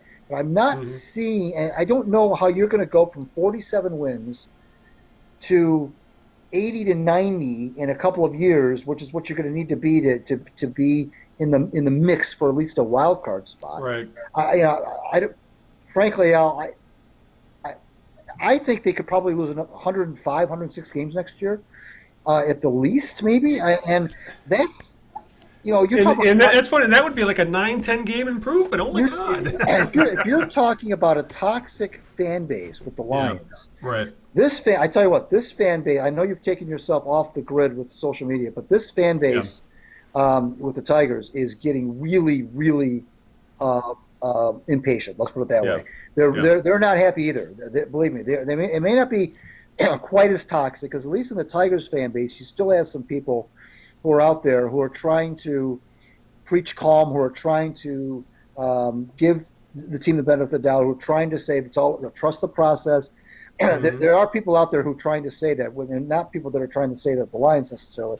But this fan base with the Tigers is getting really, really annoyed. And if they go out there and they lose another 105 games next year, which I think they will, it's just they've already lost a lot of fans. They've already lost. And I know the whole thing. Well, if you win, they'll come back. Well, when are you going to win? I don't know that they will necessarily come back.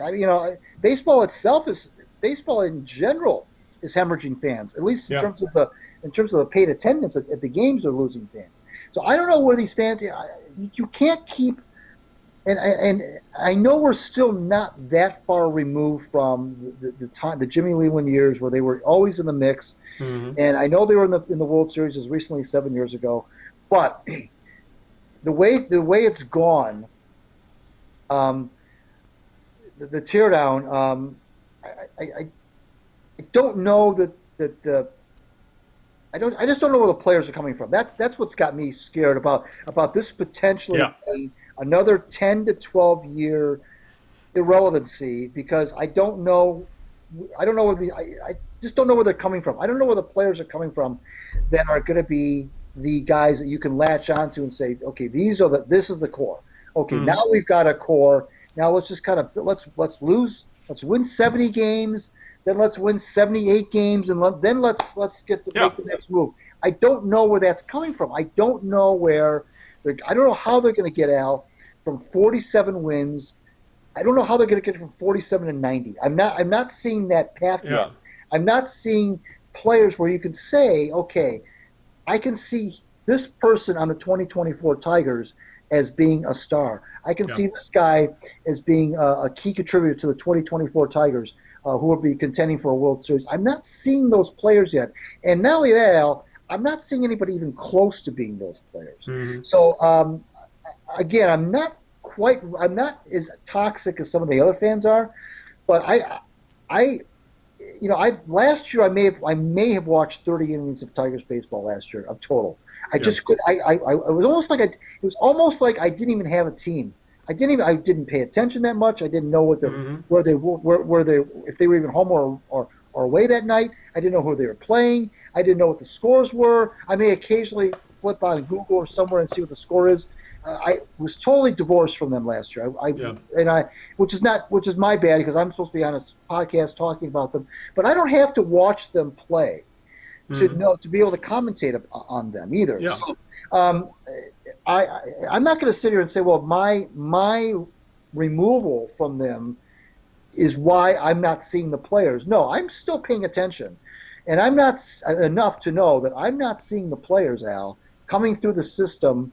And I'm not seeing a lot of bring back from those trades of Verlander and all the trades they've made. I'm not seeing. That's what I was just going to bring up, is that there would be a little more benefit of the doubt, or a little less toxicity if fans could see that if any of even a couple of the prospects they got back in all the big trades they made over the past 3 years since dealing Martinez and Verlander, and the only ones they hit on were when Dave Dombrowski was here, Daniel Norris and the pitcher who was just said Tommy John. You know what I'm talking about? When they Rookie of the Year. Michael Fulmer. Those are the only two prospects they hit on, and they weren't Al Avila's doing. That was Dave Dombrowski's doing. But all the other trades, and what they got from Houston, and what they've got from the Angels, and what they got from Chicago, the Cubs, none of these guys have either panned out in the bigs, such as Jeimer Candelario and Jake Rogers, for example, or have yet to make it out to the big leagues, like the Daz Camerons and the Franklin Perez's, right? The Isaac Paredes, these guys, and none of them have the sure thing even big leaguer at this point. All these guys are essentially become lottery tickets, and what looks like the only sure thing guys they have at this point are those handful of pitchers who pitched at Double-A Erie, who are all draft picks. So, and you're right, that's the thing. If there was even a couple position players I could buy into right now and say, yeah, that guy is going to be a cornerstone for the next 5 to 10 years or longer, I might be willing to put a little more benefit in the doubt of how I feel about this team. But this is something that kind of shocked me, but then it made a lot of sense when I realized it. This team got rid of Nick Castellanos, who was just going into his prime. You know who the same age as Nick Castellanos is, and we're trying to be sold as an up-and-coming prospect? Jacoby Jones. They were the same age, and Nick Castellanos is a legit big league ball player, and we're still trying to figure out if Jacoby Jones is a big league outfielder or not. Right. And that's where we stand with this team. We just don't know, and that's why I'm not willing to give anybody the benefit of the doubt on anything at this team. Right. Exactly. It'll be kind of fascinating to see how this whole thing plays out, because as much heat as like I say, the owners have been taking about their respective teams. We were talking earlier about it'd be interesting to see how Martha Ford, where she goes with this Patricia Quinn thing. But Chris Ilitch, who I have not a lot of faith in either, is he's squarely in the spotlight as well because he's going to be the one that's going to give the green light to start. Let me ask you a question here. Let me ask you a question about Ilitch since you bring him up. Yeah. Everything that the Tigers have done with this organization essentially has become all they've accomplished to this point is slashing payroll pretty much in half from well over $200 million to especially once they lose Zimmerman's contract, it'll be under $100 million. Do you think that this is just could possibly be laying the groundwork to sell the team because it's much easier to sell the team when you have a bare minimum payroll? Well, yeah, I mean, I think that that was the whole he wants to sell the team thing was I kind of didn't pay a lot of attention to that when it first started to pop up. Yeah, the Gilbert stuff last summer. Well, not even the Gilbert thing, just in general that this is laying the groundwork. I didn't really buy into that right away. I think you know what it is, Al. I think whenever you have family-run businesses of any sort, I don't care if it's a restaurant, I don't care if it's a barbershop, I don't care if it's a baseball team. It's not that easy to just say we're gonna sell, because when you have a family-run organization like that, even though there's always a patriarch or a matriarch, there are still a lot of usually these family-run businesses have lots of siblings, lots of people involved who have been involved for a long time. It's not that easy for them to just even if it makes, I know that it's all about business and they want to make the right business move, but I don't buy into the notion that it's as simple as let's tear down the payroll, let's tear it all down in preparation for a sell. Now, with the Ilitches, it might be a little bit different because they have a lot of things going on. There's a lot of business entities that they have, and maybe they look at they look at the Tigers as just another one of those business entities that could be because I get the impression that could be sold off. Yeah. Because when you're talking Mike Ilitch, the Tigers were a passion project. I don't get the same passion from Chris Ilitch, and that's where you say this might just be another organization under the banner of Ilitch Enterprises, and I have to watch their bottom line. That's maybe where we stand with Chris Ilitch. And it may be that indeed he does flip the team to somebody else, and I don't know. I don't know. I don't lean that way, but I'm giving a little bit more credence to that. But this is such a dark time, Al. Everybody's in a bad mood. Yeah. And there's excuse me. There's really nowhere a sports fan in this city can turn. That's what's got people upset. There's really nowhere to turn to really kind of assuage their fears or to make them feel better. You can't flip on the Pistons and feel better. You can't flip on the Red Wings and feel better. You can't watch the Lions on Sunday and feel better. You can't sit through you can't enjoy your summer with the Tigers because that doesn't make you feel good. So nobody knows where to turn, and everybody wants everybody fired. Everybody wants all the owners to sell their teams, and everybody's in a bad mood. I understand that, and it's a very bleak time. And so that's got people dander up as well, and so these kinds of things, you start to hear things like Ilitch doesn't care and he wants to sell the team, and why doesn't Mark sell the team, and what I had a friend of mine ask me, do you think the Pistons would ever move to Mexico City? I said, well, I don't think so. I mean, they just locked themselves into Little Caesars Arena. I can't imagine they would be able to get out of that. There's a lot of things beyond just that they would have to get out of to move the franchise to Mexico City. But so these are the kinds of things that start to happen when everybody's bad and there seems to be no hope in sight. There's none of the four teams. You can't latch onto any of them and say I'm going to hitch my ride to fill in the blank because I think that they've got the best shot at leading us out of this morass. There's no team that you can say that about. So everybody doesn't know where to turn, and they're all fighting with each other. There's a lot of sniping against the fan-on-fan stuff going on. Everybody's just really, really in a bad mood right now, and I just don't see it. I just don't see it getting any better because I don't know where you can go. I don't know where you go to for your glimmer of hope. Yeah, and for somebody brings up, well, what about Detroit City FC? It's a minor league team. Don't even get going on the damn former semi-pro, now professional soccer club in Hamtramck. Nobody. They have a fan base of about 2,000 people that give a shit.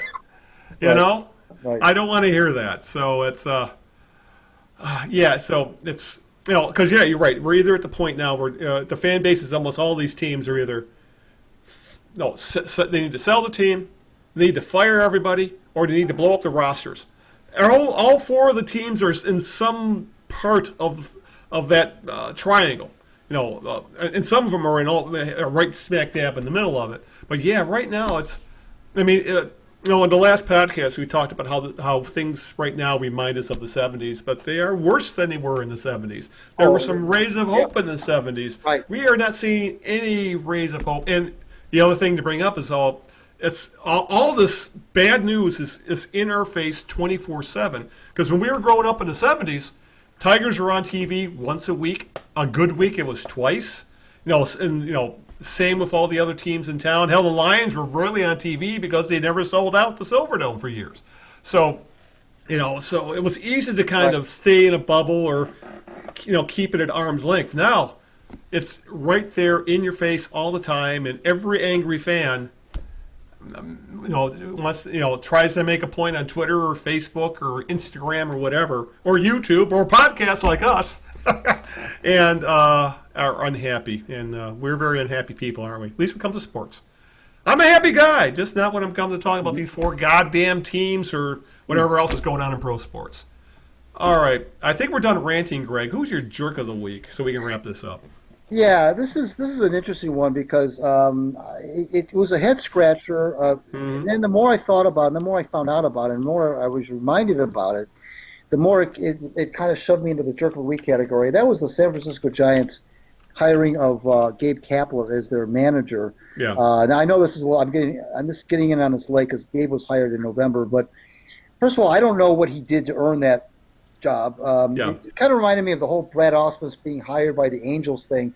It's like, well, some guys you could see, excuse me, as their manager, you can say, okay, I can see that guy getting another chance somewhere. I can see that guy getting another shot.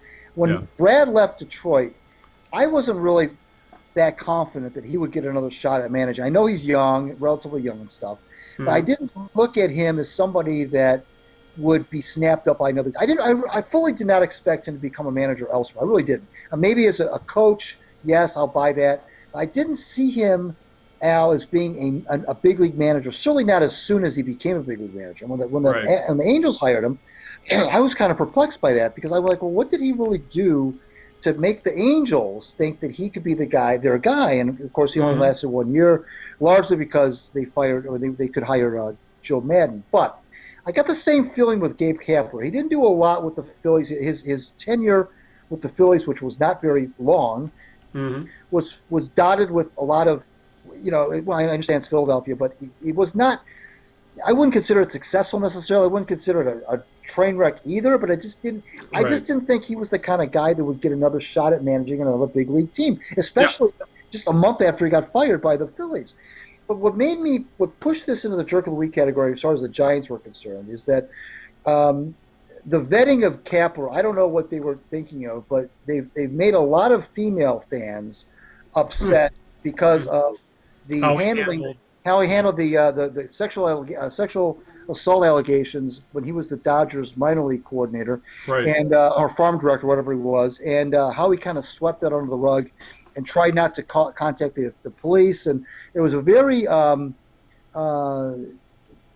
creepy way that he handled that, and that wasn't that long ago. And it followed him to Philadelphia to a degree, and it's followed him again. And I just don't know why the Giants, who are usually one of the best franchises in sports, would follow the long tenure of Bruce Bochy, who was was probably going to go in the Hall of Fame, would follow Bochy with this public relations nightmare. And not only that, but fans are upset.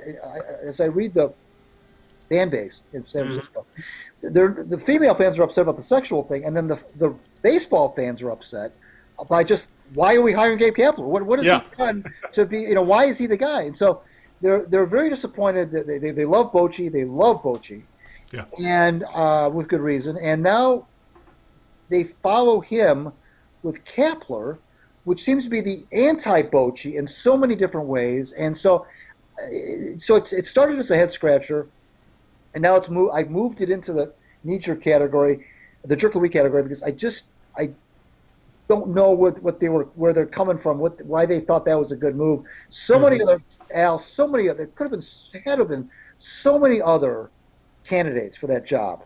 They are the San Francisco Giants. Mm-hmm. They could have had their pick of a lot of different people, and they could have gone minority too, by the way. Yeah. And they did not, and they went with Kapler, who to me just did not do enough as the Phillies manager to warrant another shot this quickly anywhere, much less in San Francisco. So my jerk of the week are the Giants for that reason. Yeah, it's. I think that's the best thing about once you get at least one big league manager job, you suddenly become part of the good old boy network, and it becomes much easier to get that second and third gig, as we've seen with Kapler and as you brought up with Brad Ausmus, neither of whom have really shown anything to deserve getting that second chance. So that's a good call on that, especially when you bring up, there are so many good minority candidates out there, Latino candidates, black candidates, and they go for with a wannabe bodybuilder in Gabe Kapler, who talks a good analytic game but makes some very strange decisions when he's running the team. So that's a good call. Now, with my jerk week, I was wondering where to go with. I thought about going with Patrick Reed, the golfer. Yeah. Who had a very eventful couple of weeks of one getting caught cheating. That was a good one. He got caught cheating on camera, by fixing his lie in a sand trap. Using his club to rake behind the ball, clearing a path for the club. You can't do that in a hazard. It was caught literally on camera. He ended up being penalized 2 strokes for it because he didn't call it on himself like you're supposed to. Right. And then his excuse was, what he put it as, it was a bad camera angle. And then obviously at the President's Cup this weekend, his caddy essentially got into a fight with an Australian fan, and his caddy was thrown out of the President's Club tournament, which is the President's Cup is like the second most prestigious team golf event behind the Ryder Cup, in professional golf. But I decided to stay a little closer to home, Greg, get away from Patrick Reed and go with Lou Whitaker not being voted into the Hall of Fame in the modern era ballot, whatever they call the Veterans Committee now. I think this was the modern era vote committee, whatever you want to say. And getting in were 2 very, very deserving men. Ted Simmons, who was one of the best catchers of the 70s and 80s. And if you look at the numbers, his analytics he's one of the top 15 catchers of all time. And Marvin Miller, who went in, who was essentially changed the face of player labor and owner relations by essentially, he was the first head of the Major League Baseball Players Association, and essentially helped create things like free agency. He helped get rid of the reserve clause. He was one of the most influential labor leaders, not just in sports, but in history, period. He was that influential. And, of course, he got in after he died because the owners would be afraid of what the guy would say. And I found what interesting about Miller is that he said if they didn't want, he essentially knew he was being blackballed until after he died. And he told his kids, if I get voted in after I die, I don't want you to have anything to do with the ceremony. I don't want you to appear. I don't want you to do anything with the Hall of Fame or Major League Baseball. And they're holding to his wishes. So it's going to be very interesting this summer when he is inducted. Right. And no one is going to be there for him because that's how he wanted it. But that's how it was. He was an iconoclast. He would hate to see what's happened to the union right now. I'll say that much. But they both deserve to go in. They should have both been in a long time ago. But the fact that Whitaker didn't get in and got the same amount of votes as Steve freaking Garvey, come on. Whitaker was a far better player than Garvey. Was a far better defensive player at a far more demanding defensive position. played longer, was a more effective player longer, but he didn't play in L.A. or had those All-American good looks. Even though Whitaker, who was not a friend of the media, wasn't a scumbag like Steve Garvey turned out to be. And for that matter, Dave Parker, who essentially pissed away the prime of his career on cocaine and numerous other issues. He had a great early part of his career and hung around late part, but when he should have been at his best, he was strung out in coke and got caught up in the well-known Major League Baseball Pittsburgh cocaine trial, and where he admitted he was high as a kite on coke during games. He got more votes than Lou Whitaker. So, I thought it was going to be a sure thing, Greg, because of how much he was talked about when Alan Trammell and Jack Morris got in last year. But he didn't, and here we are. Like I said, I have no problem with Simmons or Miller. They both deserve it. But the fact that the committee, I think it was like 15 guys on it, including Dave Dombrowski, didn't think he was good. It was as good as Steve freaking Garvey. Come on! So my jerk of the week is the modern era committee who didn't put Lou Whitaker in where he deserves the Hall of Fame. He'll come up again in a few years, but who knows what's going to happen because the Hall of I don't know, Greg. It's just another thing to be pissy about in Detroit sports right now. Yeah, well, at least they got Trammell in last year and Morris, and so yeah. And honestly, if you ask me, Whitaker is far more deserving than Morris. Morris is borderline. Yeah, I frankly I think they're all borderline, but I'm not sold on Whitaker as you are, but I'm a little bit. What I am wondering though, I always wondered about him, was why he got so little consideration. Yeah, exactly. He never was one of these guys that ever, kept rising up to 30%, 40%, 50%. I'm with you on Simmons. I agree totally on Simmons, and not just because he's local. But I think he, wasn't. You look at his numbers; it's amazing how much he played. Yeah. He was a catcher play 150 games. It was crazy. Yeah, and I wasn't sold on Munson either. But somebody made a good argument. Somebody made a good argument to me on Munson, and kind of turned me around on Munson. I always kind of held the brevity of Munson's career against him. But then if you look at everything that he accomplished up to the point where he it is really fascinating. So. The one other one who should have gotten more votes as well, I think is more deserving than some of these other guys, is Dwight Evans. You look at the overall numbers, his numbers are better than Jim Rice, and Jim Rice is in the Hall of Fame. Oh yeah, Rice was always another. He's another borderline guy, right? But Jim Rice hit a lot of home runs and drove in a lot of and had a lot of RBI when people thought more of those stats than they do now. And now when you look at the overall entirety of their careers and how good Dwight Evans was, he had a longer, I would say, peak than Jim Rice. Probably had a higher peak, but it was shorter. And he had guys like Whitaker and Evans who may not have had as high of a peak, but had much more longer productive careers than guys like Rice or Garvey and things like that. So, we could argue about the Hall of Fame for all night, but we got to call it a night. It's getting late. We've had a fun show. So, Greg, if you could, why don't you get out any more? Because I know you're working on some other guests for us, so why don't you maybe get out the thank yous and some plugs and what's going on? Yeah, working on Eastern Michigan football coach Chris Creighton. We tried to get him on tonight. They got a bowl game to work on. So yeah, he's out recruiting. I'm told that he may be able to join us on the 29th on our next show. What bowl game are they going to? Which will be after the bowl game. They're being the Quick Lane Bowl. That's right. They're going to be... Yeah, they're going to be in town. Interesting story there real quick. They're playing Pittsburgh, and Pittsburgh's AD is Heather Like, who hired Chris Creighton at Eastern. So there's a little that's going on over there. So Greg Steiner over at Eastern's SID tells me that maybe we can get coach on the 29th, which will be after the game, but that's okay. We can talk about the game. That's fine. It'll be a more relaxed situation anyway. So so we'll keep an eye on that on the 29th. I want to remind everybody at Greg Eno on Twitter, at the Knee Jerks on Twitter. I'm the WordPress blog Out of Bounds, and also the Winged Wheeler Out of Bounds. I want to thank my lovely wife Sharon for putting up with this nonsense, and thank you, Big Al, for making Sunday night so gosh darn fun. And of Happy course, holidays too, by the way.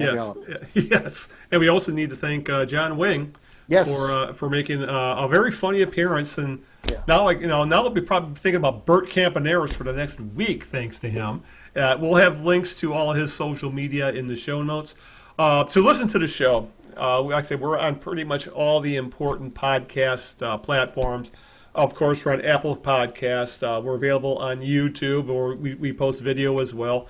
We're on Stitcher, which is available on pretty much every platform, including desktop-type browsers, this is desktop computers and laptops. It's also available on iOS and on the Google Play Store. We're on iHeartRadio. We're on Spotify. We're on Google Play.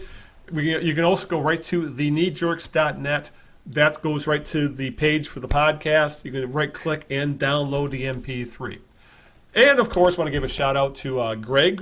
Thank you for setting up a fun guest for us tonight and making time out of your busy, busy week, because Greg's been remodeling his den, people. Yes. So and, of course, got the holidays coming up as well. So he's been busy, and I've been busy as well. But we'll be back in a couple weeks. Hopefully, we'll be talking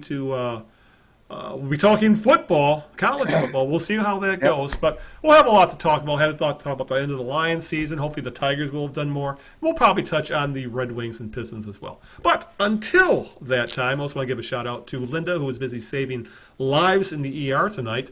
But no Bean tonight. What happened? Jeez. He was back in the den being kept quiet.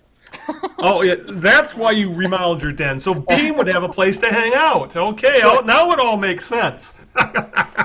Okay, so until the next time we get to hear from Bean, this about 2 weeks from now. So this is Al Beaton saying good evening, good luck, and aloha. Ciao, everybody. We'll see you in 2 weeks.